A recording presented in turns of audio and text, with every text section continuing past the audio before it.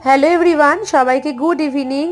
তো এই যে দেখো আমরা ঠাকুর আনতে চলে এসেছি, ঠাকুরকে নিতে। আর এখানে জেঠি হচ্ছে বরণ করে নিচ্ছে।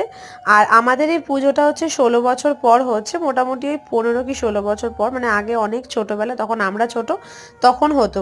তো এখন আমার ভাইয়ের মেয়ে খুব স্বপ্ন দেখছে তো ঠাকুরের, তো সেই কারণেই আবার করা হচ্ছে। আমাদের হচ্ছে রক্ষাকালী মাতা পুজো হয়। তো এই যে আমার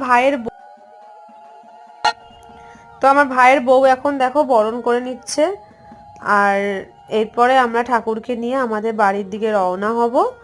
কি সুন্দর যে মায়ের মুখটা লাগছে। আর আমরা যখন আগে মানে নিতে আসতাম ঠাকুর, সেই দিনগুলো আর কি মনে পড়ে যাচ্ছে। আমরা তখন কত ছোট, ভ্যানে করে করে আসতাম নিতে।